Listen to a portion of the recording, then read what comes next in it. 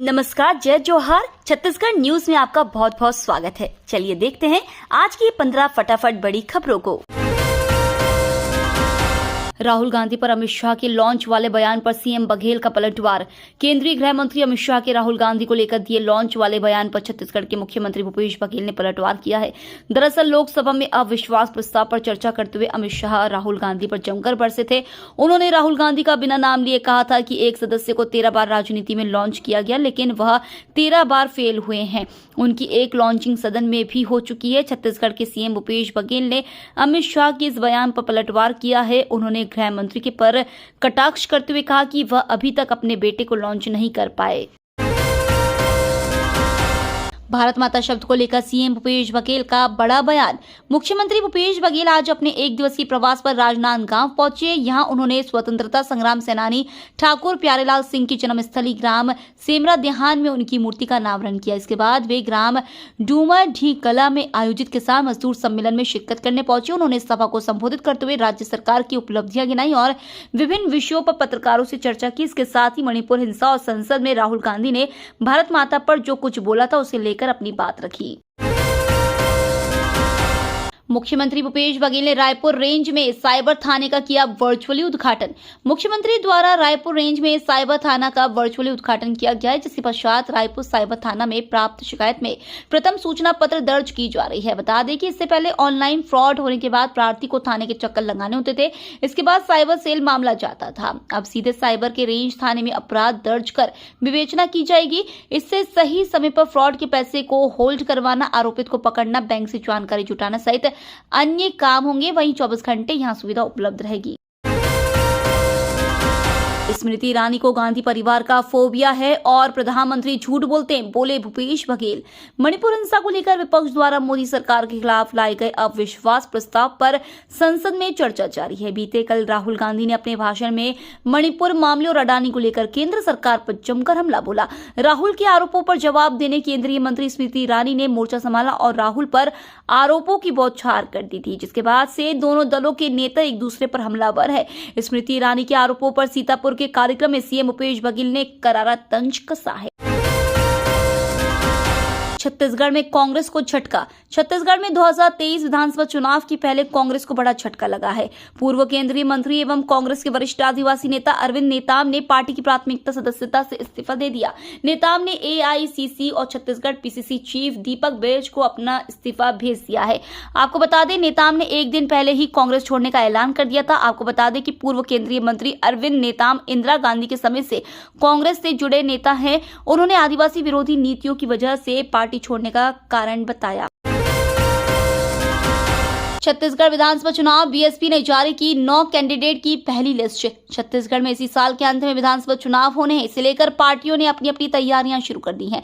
आगामी चुनावों को लेकर बहुजन समाज पार्टी ने अपने 9 कैंडिडेट की सूची जारी की है। बसपा की इस लिस्ट के मुताबिक विधायक केशव प्रसाद चंद्रा को सक्ती जिले की जैजेपुर विधानसभा सीट से, इंदू बंजारे को जांजगीर चांपा जिले की पामगढ़ सीट से टिकट दिया गया है। बता दें कि केशव प्रसाद और इंदू बंजारे वर्तमान में इन्हीं क्षेत्रों से विधायक हैं।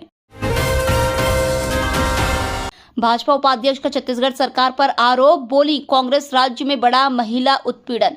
छत्तीसगढ़ में इस साल के अंत में विधानसभा चुनाव होंगे, लेकिन चुनाव से पहले सियासी सरगर्मी तेज हो गई है। राजनीतिक दलों के बीच आरोप प्रत्यारोप का दौर शुरू हो गया है। वहीं छत्तीसगढ़ भाजपा की प्रदेश उपाध्यक्ष लक्ष्मी वर्मा ने आरोप लगाया है कि प्रदेश में कांग्रेस की सरकार बनने के बाद 4.25 वर्ष से लगातार महिला उत्पीड़न की घटनाएं बढ़ी हैं। पत्रकारों से चर्चा करते हुए वर्मा ने कहा कि राजधानी रायपुर से लगे ग्राम टेकारी में एक महिला को मारकर तालाब में फेंक दिया जाता है, जिसकी पहचान के लिए पुलिस को शिनाख्त तक करनी पड़ती है। भूपेश सरकार ने दिया मछली पालन को कृषि का दर्जा। छत्तीसगढ़ की भूपेश बघेल सरकार किसानों की बेहतरी के लिए लगातार कार्य कर रही है। अपने खेतों में फसल उगाने वाले किसानों के साथ ही छत्तीसगढ़ सरकार ने मछली पालन को भी प्रोत्साहित किया है। भूपेश बघेल सरकार ने मछली पालन को कृषि का दर्जा प्रदान की दिया है, जिससे मत्स्य कृषकों को बिजली दर में छूट एवं निःशुल्क पानी और बिना ब्याज ऋण प्राप्त मिलने से उत्पादन लागत में बहुत कमी आई है। राज्य के मत्स्य कृषकों का कहना है कि भूपेश बघेल सरकार के प्रयासों से आमदनी में वृद्धि हो रही है। गौरतलब है कि छत्तीसगढ़ मछली बीज उत्पादन में देश के अग्रणी राज्यों में शामिल है। जगदलपुर में हुई सड़क दुर्घटना पर मुख्यमंत्री भूपेश बघेल ने जताया दुख। छत्तीसगढ़ में आए दिन सड़क हादसे की खबरें सामने आती रहती हैं। वहीं जगदलपुर में हुई सड़क दुर्घटना पर मुख्यमंत्री भूपेश बघेल ने दुख जताया है। उन्होंने ट्वीट करते हुए हादसे में मृतक के परिजनों को 4 लाख रुपए और घायलों के परिजनों को 25-25 हजार रुपए की सहायता राशि देने की घोषणा की है। बता दें कि मुख्यमंत्री भूपेश बघेल ने बस्तर जिला मुख्यालय के गीदम रोड में हुई सड़क दुर्घटना पर गहरा दुख जताया है। तकनीक की मदद से छत्तीसगढ़ में शिक्षा को बनाएंगे सुगम। छत्तीसगढ़ में स्कूली शिक्षा को तकनीक की मदद से सुलभ बनाने की रणनीति बनाई जा रही है। विद्यार्थियों और अभिभावकों की सुविधा बढ़ाने के लिए दाखिले की प्रक्रिया से लेकर अंक सूची, प्रवजन प्रमाण पत्र, स्थानांतरण प्रमाण पत्र, चरित्र प्रमाण पत्र, अंक सूची, त्रुटि सुधार जैसी प्रमुख सुविधाओं के लिए ऑनलाइन व्यवस्था की जाएगी। लोगों के जीवन में शिक्षा की सुगमता को बढ़ाने, योजनाओं तक पहुंच में सुविधा और सेवा की गुणवत्ता बढ़ाने को गुरुवार को स्कूल शिक्षा सचिव डॉक्टर एस भारतीदासन ने विभाग के अधिकारियों की बैठक ली। इसमें स्कूली शिक्षा में प्रशासन और प्रौद्योगिकी के माध्यम से जीवन में सुगमता बढ़ाने के लिए रणनीति बनी। सरगुजा की 9 रिजर्व विधानसभा सीट पर कांग्रेस बीजेपी का दाव शुरू। छत्तीसगढ़ में विधानसभा चुनाव की नजदीकियों ने राजनीतिक दल के नेताओं की धड़कने को बढ़ा दिया है। प्रदेश के दोनों प्रमुख दल के साथ ही कुछ अन्य राजनीतिक दल वोटरों को अपने पक्ष में करने के लिए नए नए तरीके अपना रहे हैं। सरगुजा संभाग में आदिवासी समाज के अच्छे खासे वोटर हैं, जिनके साधने के लिए कांग्रेस और भाजपा ने अपनी अपनी चाल चलना शुरू कर दी है। सरगुजा संभाग आदिवासी बाहुल्य जिला है। यहाँ के 6 जिलों में 14 विधानसभा सीट है। इन 14 सीटों में 9 सीट आदिवासी वर्ग के लिए आरक्षित है और महज 5 सीट सामान्य वर्ग के लिए ही है। छत्तीसगढ़ हाई कोर्ट ने जजों का किया ट्रांसफर। छत्तीसगढ़ उच्च न्यायालय ने प्रदेश के 3 जिला न्यायाधीशों के साथ ही न्यायिक सेवा के 40 से अधिक अधिकारियों का तबादला आदेश जारी किया है। इसके तहत रायपुर के जिला एवं सत्र न्यायाधीश के साथ ही हाई कोर्ट के लीगल सेक्रेटरी, एडिशनल सेशन जज और सिविल जज शामिल है। हाई कोर्ट के रजिस्ट्रार जनरल अरविंद कुमार वर्मा के आदेश जारी किया है। 8वीं के छात्र छात्राओं को मिलेगा नेशनल स्कॉलरशिप। छत्तीसगढ़ में जो स्टूडेंट्स अभी 8वीं में पढ़ रहे हैं उनके लिए खुशखबरी है। ऐसे विद्यार्थी को नेशनल स्कॉलरशिप मिल सकता है। छात्रवृत्ति के लिए 8 सितंबर तक आवेदन कर सकते हैं। इसके लिए कई नियम बनाए गए हैं। जिन विद्यार्थियों की कक्षा 7वीं में 55% से पास हुए हैं उन्हें नेशनल स्कॉलरशिप मिल सकता है। राष्ट्रीय साधन सह प्रावीण्य छात्रवृत्ति के लिए कक्षा 8वीं में पढ़ रहे विद्यार्थी आवेदन कर सकते हैं। ये छात्रवृत्ति भारत सरकार के शिक्षा मंत्रालय, स्कूल शिक्षा और साक्षरता विभाग नई दिल्ली की ओर से दी गई है।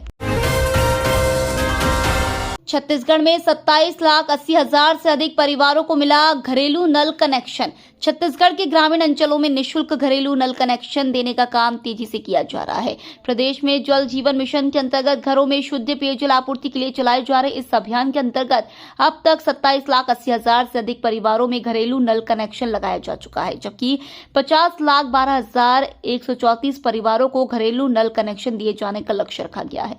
राज्य के 39,113 स्कूलों, 37,501 आंगनबाड़ी केंद्रों और 15,614 ग्राम पंचायत भवनों और सामुदायिक उप स्वास्थ्य केंद्रों में टैप नल के माध्यम से शुद्ध पेयजल की आपूर्ति की व्यवस्था की गई है। छत्तीसगढ़ में अनफिट वाहनों पर परिवहन विभाग सख्त, 30 दिन में कटा 17,600 चालान। छत्तीसगढ़ में अनफिट वाहनों पर सख्ती शुरू हो गई है। 1 महीने के भीतर 19 टोल नाकों से गुजरने वाले 40,48,000 वाहनों में से 17,686 वाहनों का चालान ई डिडक्शन सिस्टम से काटा जा चुका है। वहीं फिटनेस, दस्तावेज आदि को लेकर कुल 47,070 वाहनों की जांच की गई है। परिवहन विभाग से मिली जानकारी के मुताबिक सड़क दुर्घटनाओं में कमी लाने के लिए छत्तीसगढ़ के टोल नाकों पर ऑटोमेटिक ई डिडक्शन सिस्टम लागू किया गया है। ये तो थी आज की बड़ी खबरें। डेली खबरों से अपडेट रहने के लिए चैनल सब्सक्राइब करना बिल्कुल ना भूलें। धन्यवाद।